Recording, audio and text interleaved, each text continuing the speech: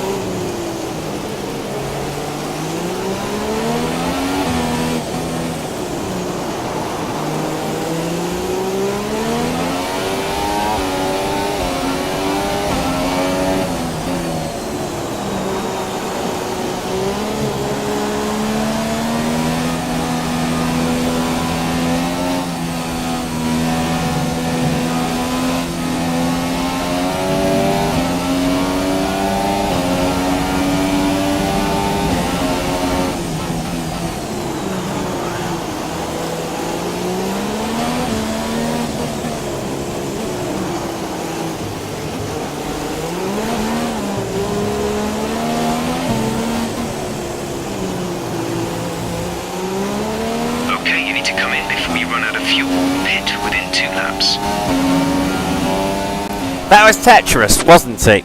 Unfortunately, that only put us P17, but we're not really particularly bothered because of the power unit penalty, so we're going to be last anyway, so it is what it is. So to resource points now, yes, by the way, my internet was being a little bit weird when I was trying to record this. It has been a little bit odd recently, so that's why uploading can sometimes be a bit frustrating. You guys don't see it because I'm scheduling far ahead, thinking about the future, because I want to get these done as quickly as possible before F1 2018 comes out. So I don't have to stress about it because I've got resits at uni, because I'm a noob. Well, I was a noob in January, should I say. Anyway, after all of that, it's time for the Grand Prix. Before the off, let's remind ourselves of yesterday's qualifying session with a look at the starting grid. Kimi Raikkonen's perfect lap yesterday sees him start from pole position, and Lewis Hamilton completes the front row. Looking down the rest of the grid, we have Vettel, Bottas, Daniel Ricciardo and Verstappen, Perez, Sainz, Alonso and Roman Grosjean, Ocon, Magnussen, Nico Hülkenberg and Palmer, Stroll, Wehrlein, Marcus Ericsson and Felipe Massa, Kvyat and a McLaren rounds off the grid. And with preparations almost complete, let's head down to the track. And it's going to be a wet one, all right. We're going to try a symmetrical 2-stop and do 12, 12 and 12. Bear in mind, all our inters are nice and fresh. And keep in mind, this is a championship decider. Maybe if Hamilton can go his points gap to 50 or the Raikkonen, then he has to extend this by now. I think he's on a 36 point gap lead. I may be wrong about that if I'm sorry, but yes, this is crucial for him because he could win a title today. Rosner went well out the picture, so for us, it's all about having fun and making a Honda engine as fun as possible, getting all the VTECs it can. So we're lined up on the grid now. Hit the Autodrome Hermanos Rodriguez, and well, it's going to be a good one, guys. Strap in. We can only have fun. Plus, as we saw in Japan, if it's wet from the back, we're certainly in the game. 1 light, 2 lights, 3 lights, 4 lights, and 5. And we are go for the Mexican Grand Prix. We've already got bad tyre wear from the formation. I probably killed the race a little bit too much, and the start wasn't even very good either. So it's one of those weekends that's going on so far, but we're getting a massive turn from all the other 19 cars on the grid. I'm going to dive bomb into turn 1 as per usual, and we're already up to P12. We're already alongside Ocon. Go around the outside of 2, take the inside of 3, and force ourselves into P8 by passing people like Alonso and Grosjean and whatever else.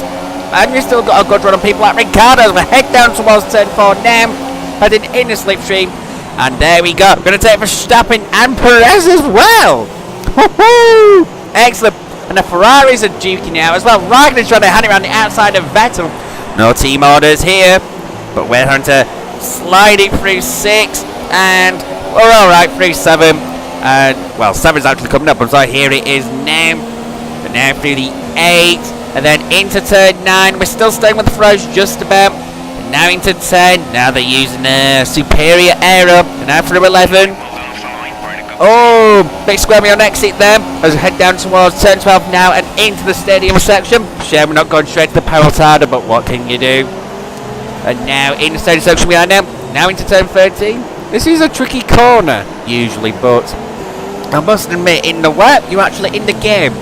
As now as we head through the Nigel Mansell curve and squaring out of his corner through 17. But now that's the end of lap 1. We're already up to P5, 15 positions. That's quite incredible. And we got purple in the first sector, so we have pace. Even the failed upgrade can't hold us back. But corner cutting and making mistakes, that probably could.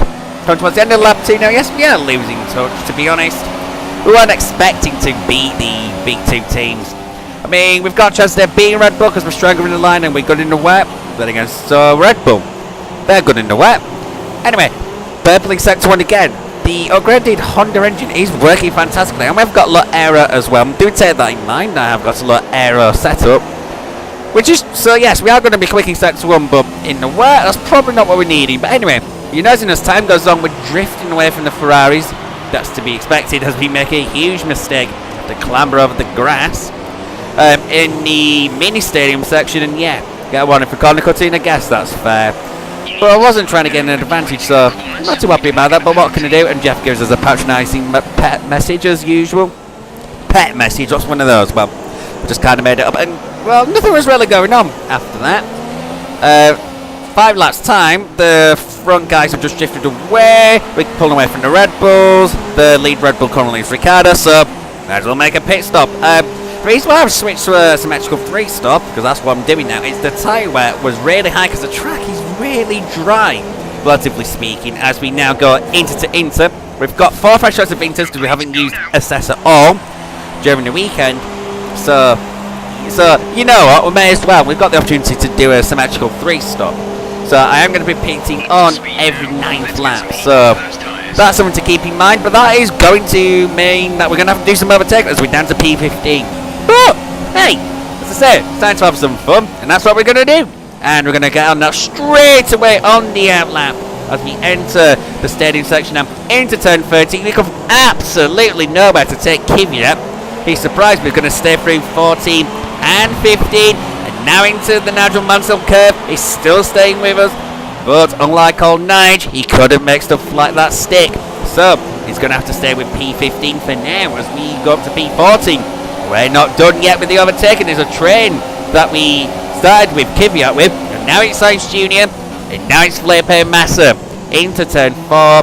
He tried to hand it round the outside, and now into 5. He's still there, and he pushes us really wide as we have to now use the outside line through 6, but we just pinch him towards the inside of the corner where it wasn't comfortable.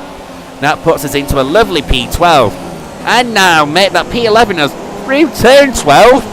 With numbers really close to each other, so I had to be careful there. Anyway, we got to P11 on lap 11. But now on lap 12, we're thinking about P10 as we take Hulkenberg into 4. Excellent. The value of fresh inters is quite high, it appears, but this is now the time for the symmetrical 2-stoppers to make their move. And we're actually producing PBs, so that's useful. They are starting to pit now, front and behind us, so we will take that in mind. We're up to P7 now. Our target is going to be Esteban Ocon, who we are racing because everyone else is pretty much on a 2. We seem to be the only one, well, worth talking about anyway. I may not be the only one, we'll see later on maybe. But everyone else seems to be on a 2, I'm on a 3. So effectively we are where we are with Esteban Ocon. But into turn 4 now, we come from absolutely nowhere after a purple sector, and we relegate him down to P7, and we're up to P6. Do you know, I was stunned when I actually made that move at the time. Stroll is now out the race, and we now go purple. Do take in mind now, that was the outlet for the 2 stoppers, those who stopped anyway, now more they're stopping. So do not expect that to stay around for long, because our Inters are now halfway through the city, and yeah, you can see the purple laps, the big 2 teams are just pulling away. So that's a bit disappointing, but hey ho, with the Red Bulls we're about 5 or 6 seconds ahead, so we have been making progress there, but they are going to have the advantage of fresher tyres here. So we do have to keep that in mind. Anyway, we skipped to lap 18 now, because the story was Ricciardo closing by like 7 tenths in the next few laps, but the guys in front were just pulling away. So it's time to make our second stop of the race and go into the 3rd section of the race for us, because we are splitting it into nice even quarters. And now into the pits, Kel Surprise, off go Inters, on go Inters. That's kind of going to be the start of the race, isn't it? But the track is still really, really dry. It's annoying because it doesn't quite feel ready for Inters this weather, but it's totally not ready for slicks at all. So you have to just sort of grin and bear Inters and just accept that the grip is awful.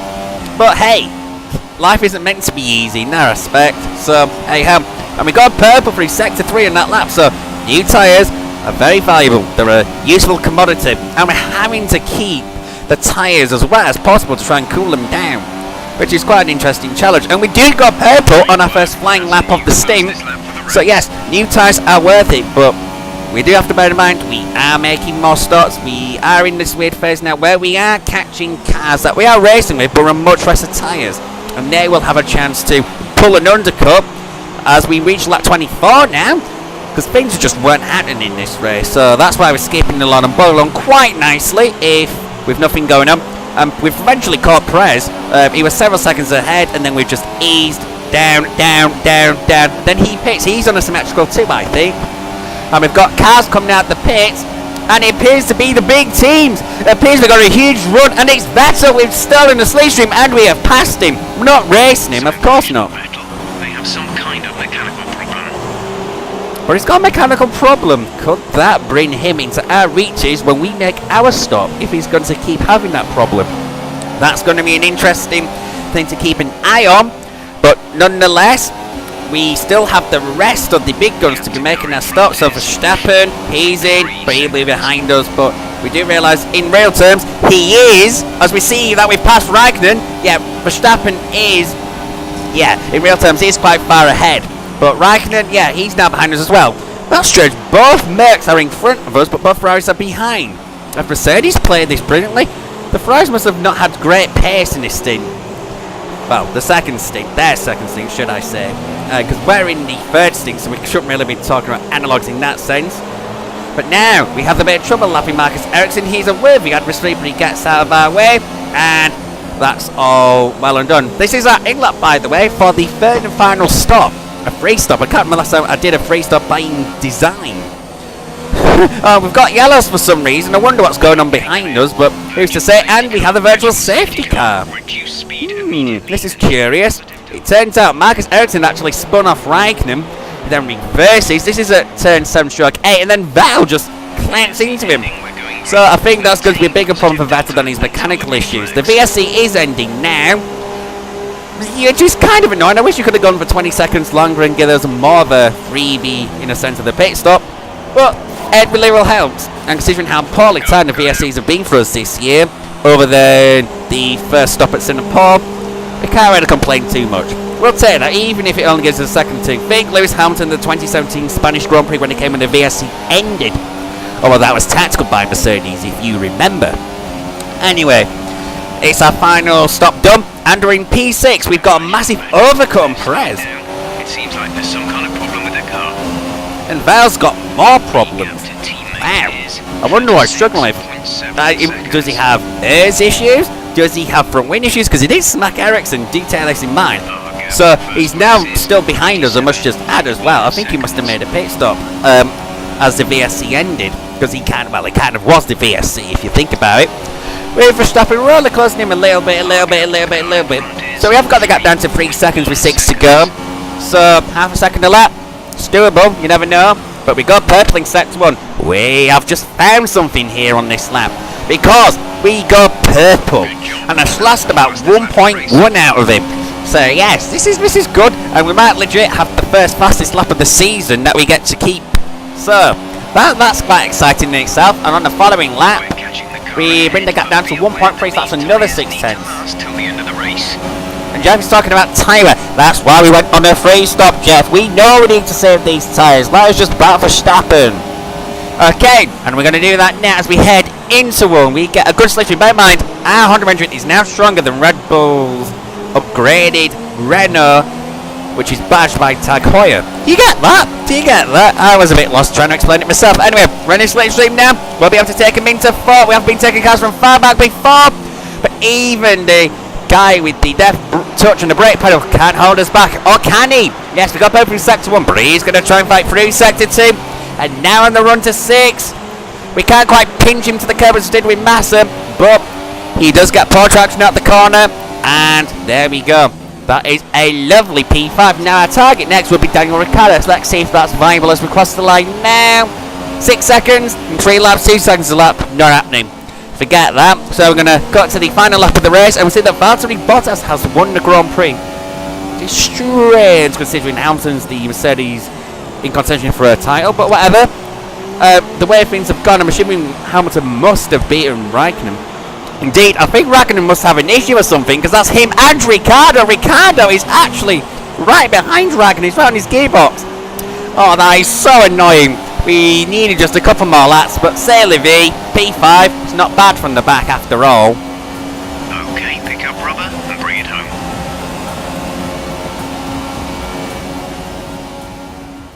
So, to the race results. Yes, we got very close to Raikkonen and Ricciardo. I don't know what happened, but Hamilton's 10 seconds behind Bottas. Raikkonen 24 seconds. I'm not sure what's going on there. And I think Vettel, he sunk quite low as well. To the Drive Championship now. We're getting a vague chance of maybe even taking Vettel in Championship. And Bottas too. We couldn't, could we? If we win both races, you never quite know. And we're pulling away from Ricciardo as well. Well, we're not, because he's just taken some points off us. But only 3 in the Constructors, yeah. Take some points out of Force India. Now to the resource points. We accumulate them nicely as we now head towards the 500 club. Yep, we've managed that as well. And now with the rivalry update, yes, we have just about racked that up. In fact, we've easily done that. Boom! And the team obviously are happy and they feel that they have been redeemed by us after our not so great qualifying that we weren't even particularly bothered about. Anyway, here comes the career score. Still don't know what it all means. I honestly have no idea. So yes, guys, that's been episode 19 of F1 2017 Career Mode. It's a pleasure as usual. I shall see you next time where we go to Brazil. Could that be the championship decider? Or will it even go as far as Abu Dhabi? Goodbye!